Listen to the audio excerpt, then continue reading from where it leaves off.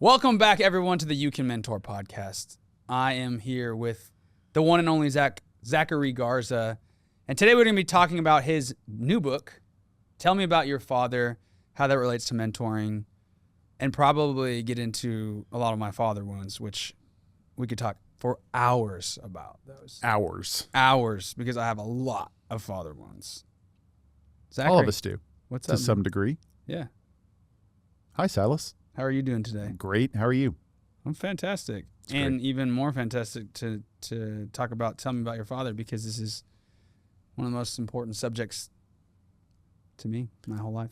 I think it is the most important subject because how someone sees their father is how they see God, and it influences how they see themselves and other people. Yeah, absolutely. So it's a big deal. Well, I'm 30, and it's taken me a really long time to understand the value of digging into my relationship with my father and how that affected me.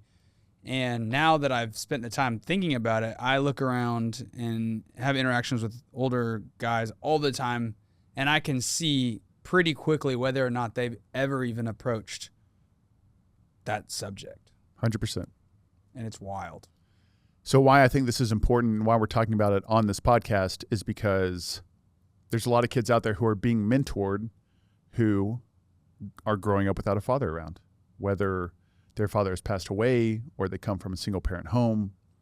I think this topic is really important in the world of mentoring. Would you say that the father in a family was God's design at a built-in mentor?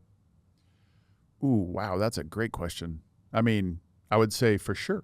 I mean, God gave both mom and dad a role in the family, a specific role.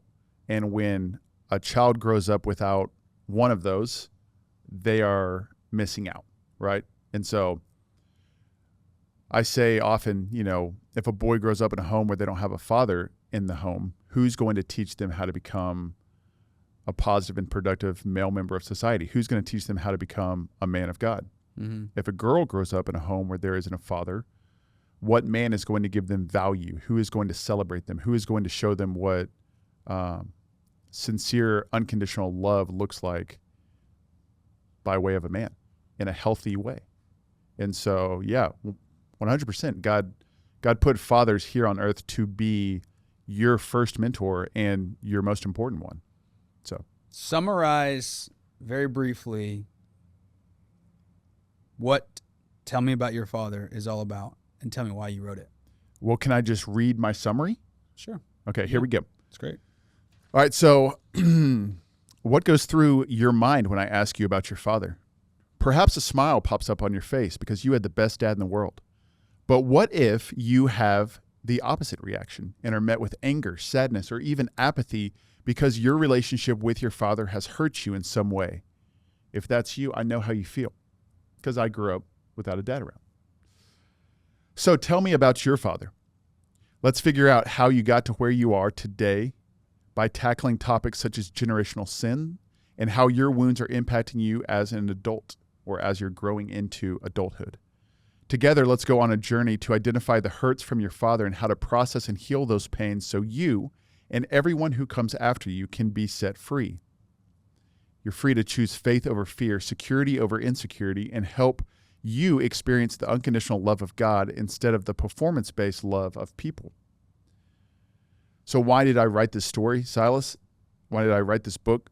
Because I hope that this book will encourage people to start the journey of healing from their potential father wounds, or to give mentors kind of a guidebook to help their mentees heal from their father wound.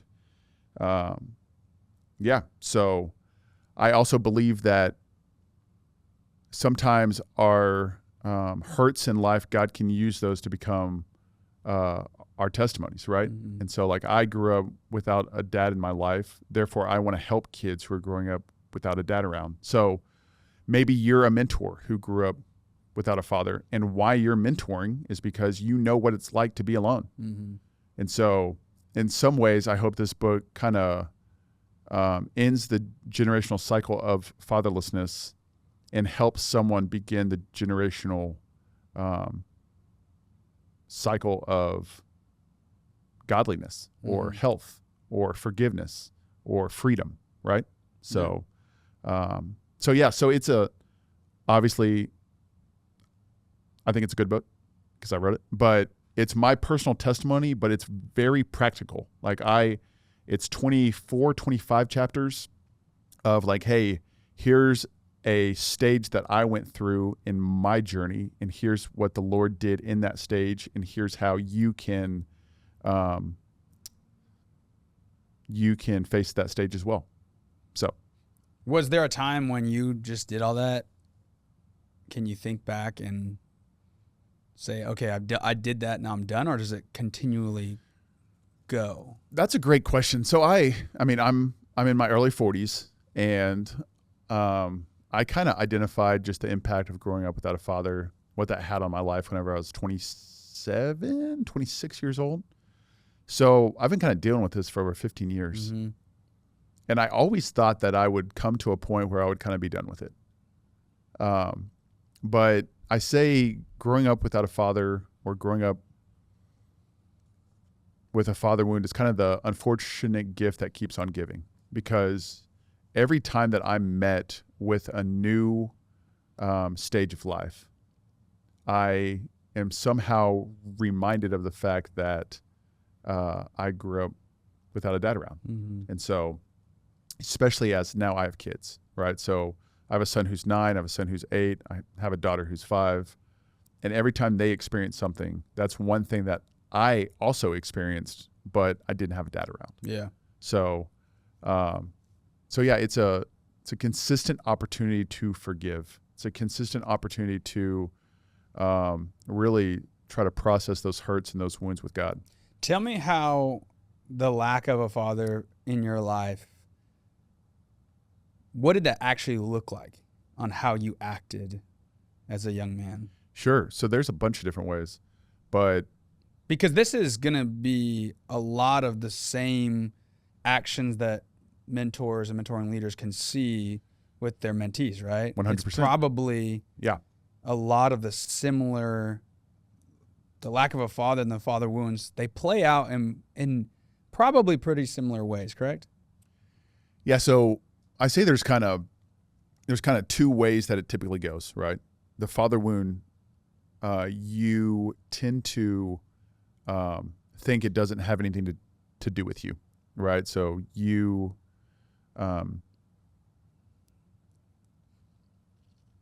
dismiss the father wound. You're like, oh, it didn't affect me at all. Right. And you just ignore it and you pretend like everything's okay. Right. Or it starts to kind of dominate you. And everything that goes wrong in your life is because you didn't have a dad around. And so, like, what it tends to produce is a young man, or even, just an adult male, who's always trying to find love and acceptance and attention by way of their performance. So it's like, I didn't receive unconditional love, so now I have to work to earn this conditional love, and I have to perform over and over and over. Yeah. Or you are just saying to yourself, I don't have what it takes, and I know that I don't have what it takes, so there isn't any, like, I'm just not even going to try. Right. And that produces a young man who's apathetic, who's very low self-confidence. Pretty bitter at the world. Yes, very, very low self-esteem. Yeah. So both of these characters are hurt.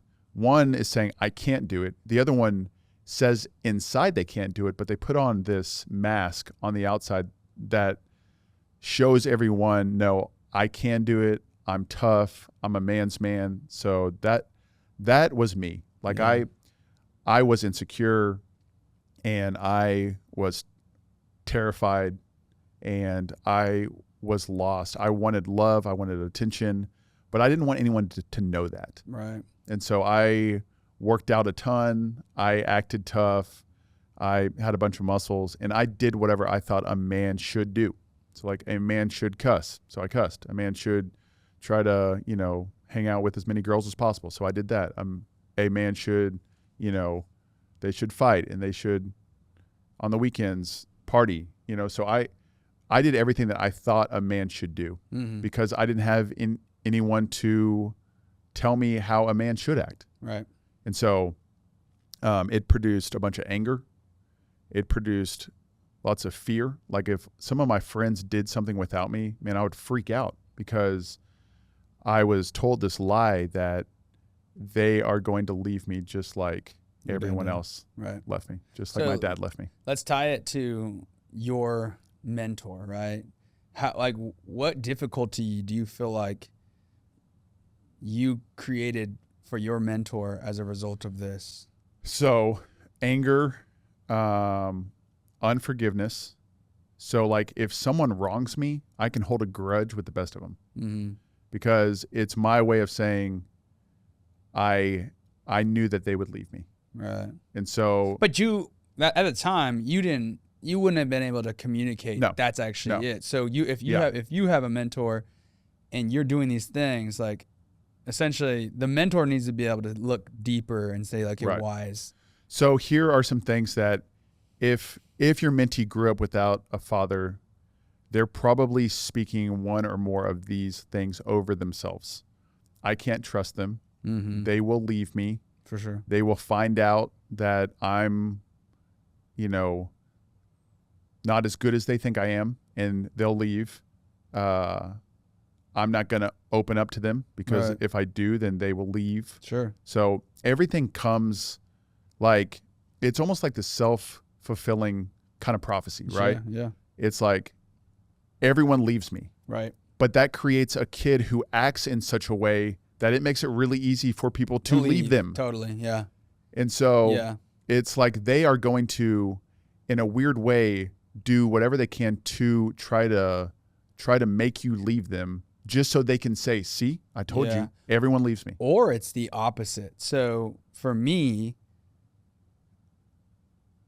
I constantly have this feeling of, man, like I have this constant fear of this person is going to just get tired of me. And so I constantly have this reoccurring thought of like, you need to bail on this person quick. Like you need to bail on them before they can bail on you. So instead of me like acting in a way that pushes them away, like I'll just like cut it off and bolt and run. And so like what's crazy is like I feel like really thinking about these topics for 5 years. And now you and I are in this like mentor-mentee relationship. But even now, I realized the other day that I still had that feeling of like, oh, is this guy for real? That's why I sent you that voice memo the other day. And I was like, that was really big for me. That little interaction with the football, because that was like a step forward of trust in you that I had. And again, I know all the stuff that we're talking about. I know what's going on, but I'm like, I don't know if I fully trust you. Yeah. And that's got to be so deep because we're literally talking about it all the time. And I'm still just like, At the very heart level, the person who is supposed to be there for you for your entire life left you, whether they chose to or not. And that's going to do some damage to a kid's heart, especially a kid, right? I mean, that is going to wreak havoc on their self-esteem, on their self-value, on how they see others.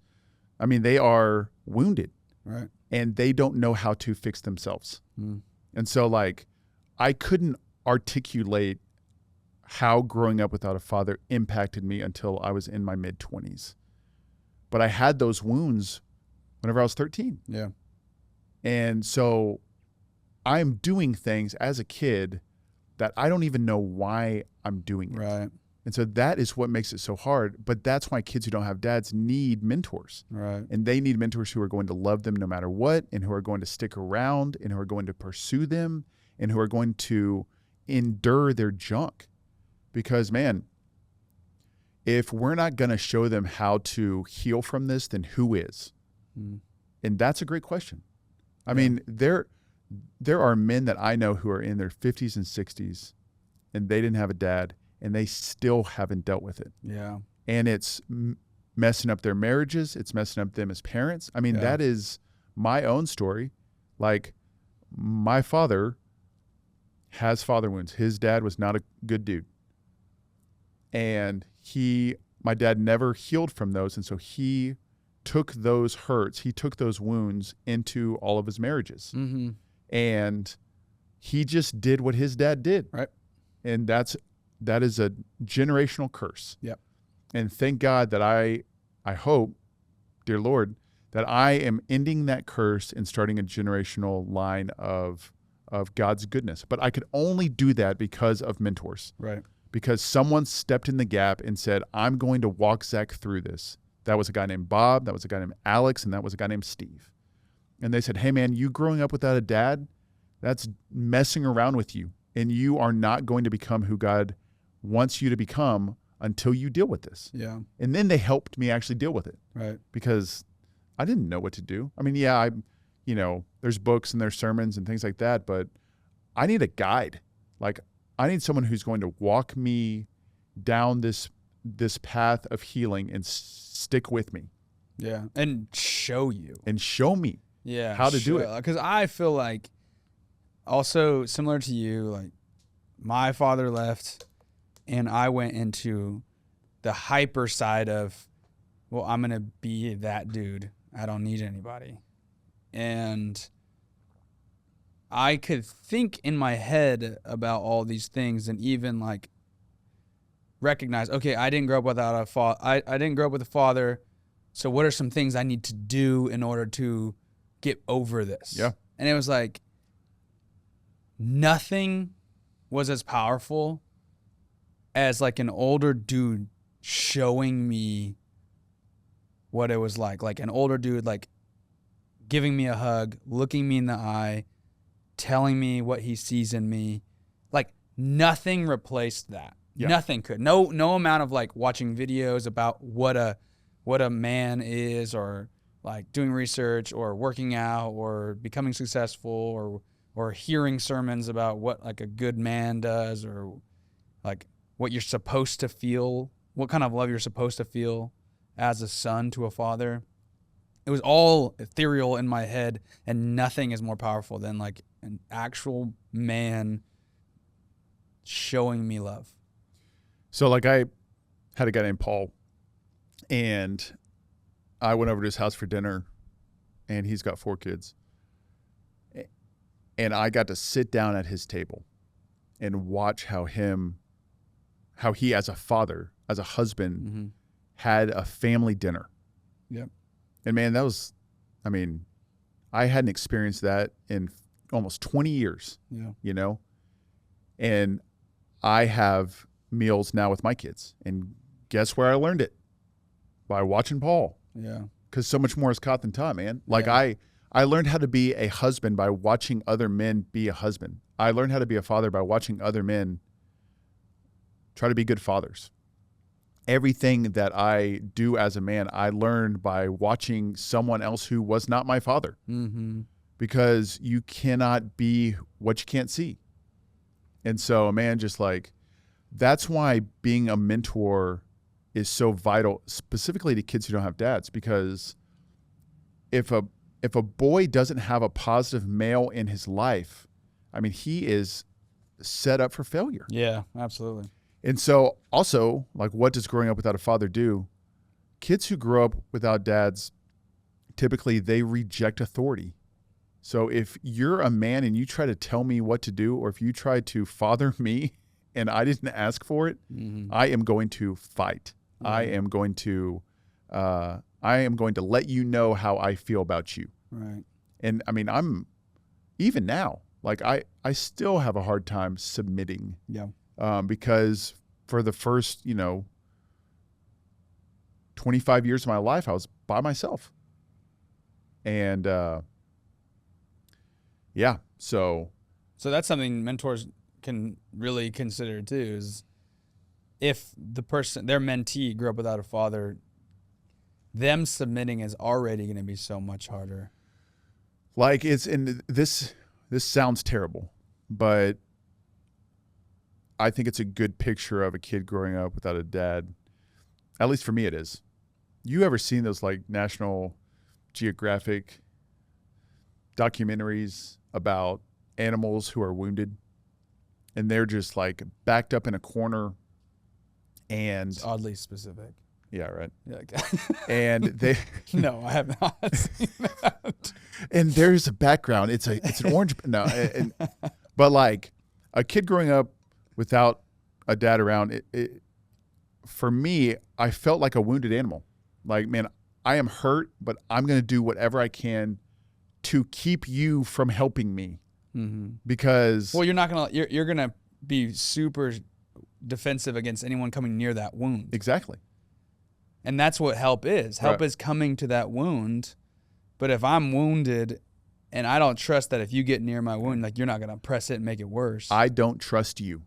And you can tell me all day that you're good, and you can even show me, but I don't trust you. Yeah. And it's going to take a really long time for me to trust you. Yeah. And so if you're a mentor and your kid doesn't have a dad around, it might take years for them to trust you. Yeah. But if you leave them, you are going to reinforce the lie that everyone leaves. So my encouragement to you is stick it out. Yeah. Because that kid needs you. And there will come a day. It might take 6 months. It might take 1 or 2 years that they're going to trust you. Yeah. And that is the biggest deal. But there's also, I mean, that when, as you say that, I think immediately like, oh, that's a lot of pressure. But ultimately it isn't on you to build that trust, because you can't prove like for me, for instance, it's like I'm 30 and I feel like I'm still like very, very, very slow to trust people. Mm-hmm. And especially older men. Older men, I'm like, man, you almost have to be living a perfect life, almost dang near perfect, especially with family, like how you treat your spouse, how you treat your kids. Like you have to be like, you have to hit such a high standard for me to even be like, okay, I trust you and a little bit. Also, one thing, if you're a mentor and you're mentoring a kid who doesn't have a dad, I think one thing that's really important is being vulnerable. Yeah. Because if you try to fake it, we're going to see through that so quickly, because we are looking for ways to not trust you. Yes. And so if you say, "Oh, I'm a perfect father and I don't ever with my kids and I don't ever," but then we go to your house and we see it, then like you've lost all credibility. 100%. Yeah. And so just show up and just be you and just be honest. Yeah.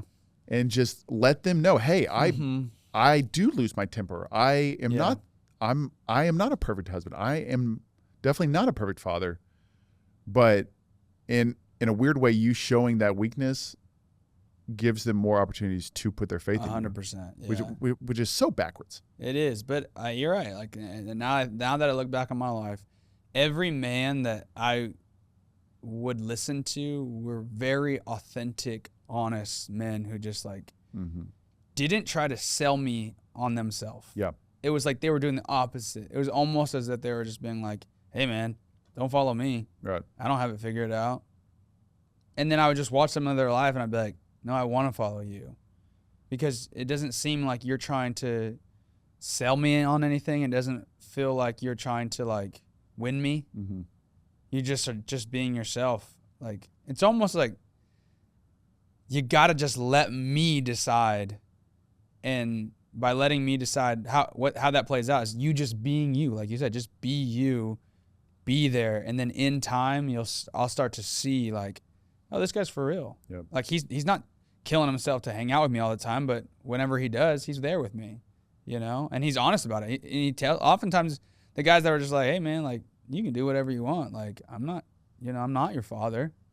I care about you, but like you're a man, you got to make choices for yourself. And there was no need to like or urgency to fix me or change me. So things not to do as a mentor if your mentee doesn't have a dad. Don't try to fix them. Facts. Don't try to be their dad. And don't pretend. And if you just show up continuously, I believe that God can do something with that. And this book If your mentee doesn't have a dad, read it because you'll understand what they're going through. If your mentee is old enough, give them this book and y'all go enter into this journey together. Maybe this is a good book for you guys to pick up together. And then if you're an older man, if you grew up without a dad, you can pick this up too. Yeah, it's not too late. It's never too late, man. Still so much life. Man, we just kind of dove into it there, didn't we? Yeah, we did. You want to talk about the book? Yeah, we can talk about the book. Let's do it. All right, sweet. Okay, so the book's set up into 4 different parts. The first one is prepare. And so this is getting you ready to start the journey, getting you prepared to face that father wound.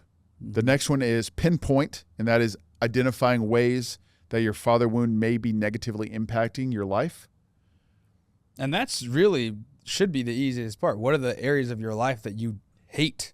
Well, yeah, it should be. But, man, there's a lot of – I mean, I would have had no clue that the negative things that were going through that were happening in my life were because of my father wound unless my mentor, Alex, pointed it out. And I was like 26. Yeah. Hey, Zach, you're angry because of your dad. Right. Like, what? I'm not angry because of my dad. What are you talking about? Right. Zach, you don't trust because of your dad. What? You're crazy. Yeah. You don't forgive. You are a one-man show. You don't ask for help. All because of that.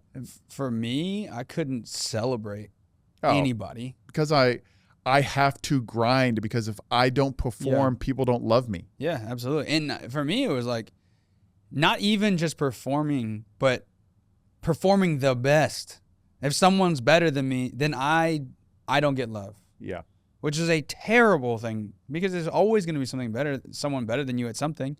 And so then it was just this never ending, I'm never enough.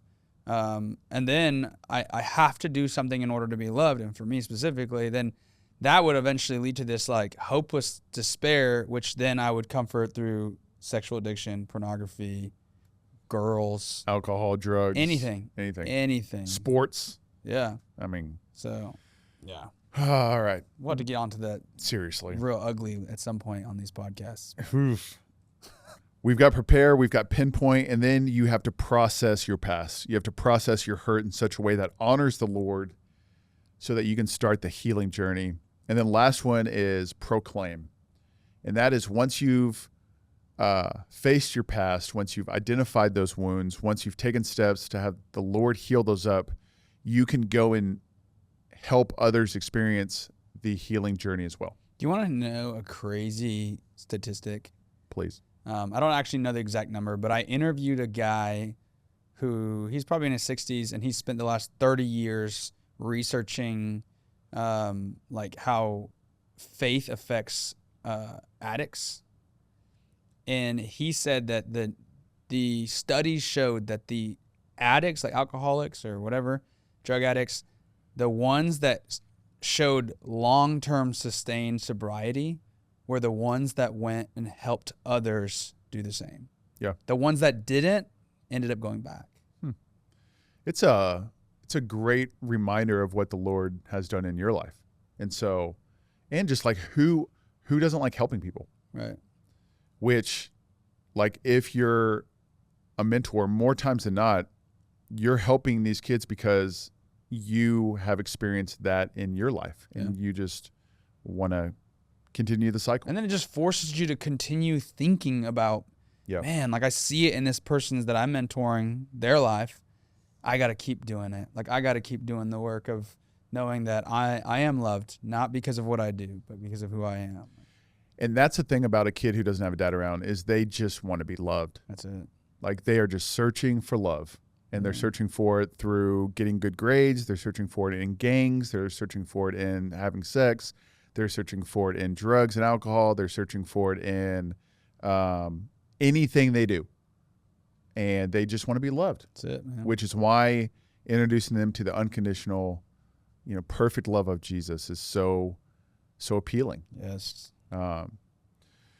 All right, so we've got the prepare, which that's like setting the stage. We talk about the father wound. I tell my story of whenever my dad left us, and then what do we need to do to prepare for the journey, and then who do we need to invite into our life to help us on that journey.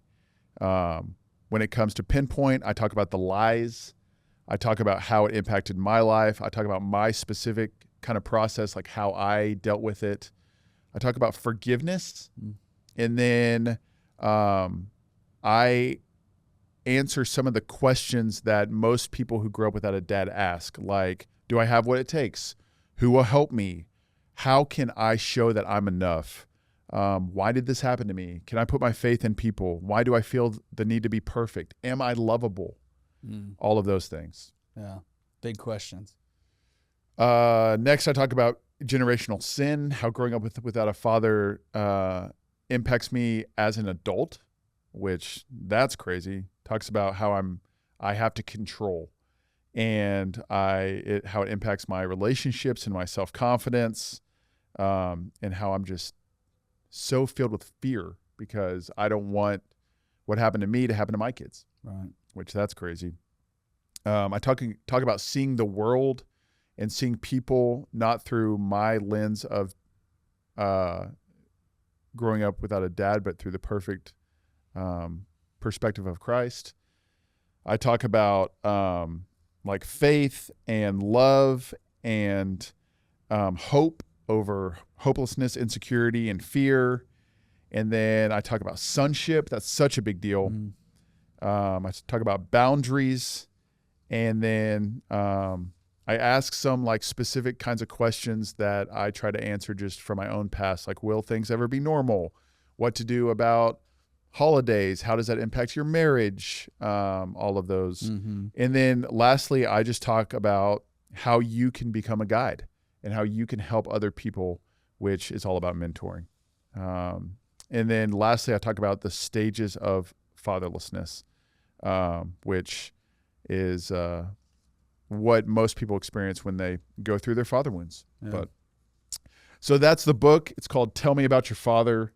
You can pick it up on Amazon. If you want multiple copies, send us an email, zach@youcanmentor.com, ZACH, and I will give you a good little price on the old bulk orders. But yeah, that's about it. It's a big deal, Silas, obviously. Yeah. Biggest, to me, this is the most important thing any man could ever do. Yeah. Affects everything. It affects everything. I'm still like, I'm right in the middle of it. Right in the middle of it. Yeah. Man. But if it wasn't for mentors, yeah, who demonstrated this, because my dad died when I was 16.